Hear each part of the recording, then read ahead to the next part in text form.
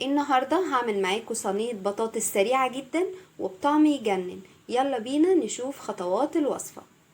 اول حاجة معايا 5 بطاطسات متقطعين شرايح على العدد طبعا اللي انتي عايزاه.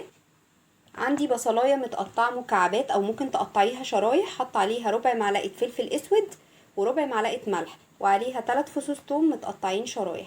عملتها كده في بعض كده وفضلت لحد لما نزلت. شايفين المية بتاعت البصل دي؟ مهمة قوي الخطوة دي. وعندي 3 طماطمات مبشورين، عايزه تقطعيهم مكعبات مفيش مشكله، قطعي بالتقطيع اللي انتي بترتاحي له.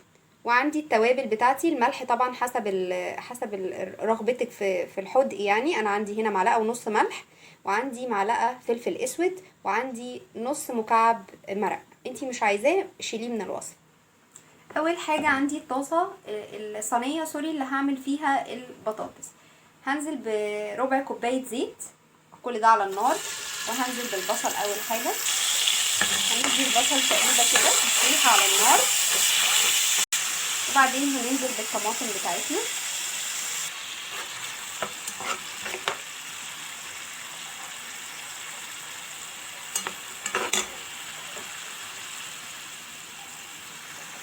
وبعدين هننزل بالتوابل، واخر حاجه هنزل بيها هي البطاطس. بسم الله. وبعدين هنديها برضو تشويحه كده على النار بكل الخضار اللي معاها والتوابل. هنقلبها كده تقلبتين وارجع لكم تاني، خليكم معايا.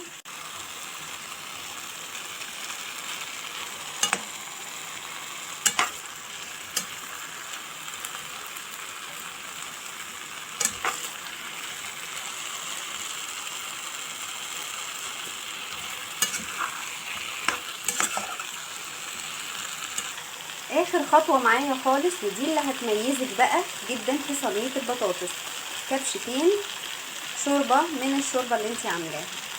بسم الله. سواء بقى فراخ، بط، لحمه، حمام، اي حاجه، المهم كبشتين الشوربه دول هيخلولك طعم البطاطس بتاعتك مميز جدا جدا جدا. نديها بقى تقريبا كده، اصلا ريحتها تجنن. بصوا، هنسيبها طبعا تغلي كده غلوتين على النار، وبعدين ندخلها الفرن. ولو ما عندكيش شوربه وبتعملي صينيه بطاطس عايزاها بطعم مميز، اعملي نفس الخطوات، وبدل ما تحطي شوربه حطي كوبايتين 3 ميه مغليه، مفيش مشكله خالص. ممكن تضيفي بقى عليهم مكعب مرق دجاج، اللي هو انا كنت في اول الوصفه حاطه نص وقلت لكم ده اختياري، انت بقى ممكن اساسي تحطي اللي هو مكعب المرق، هتديكي نفس النتيجه بالظبط.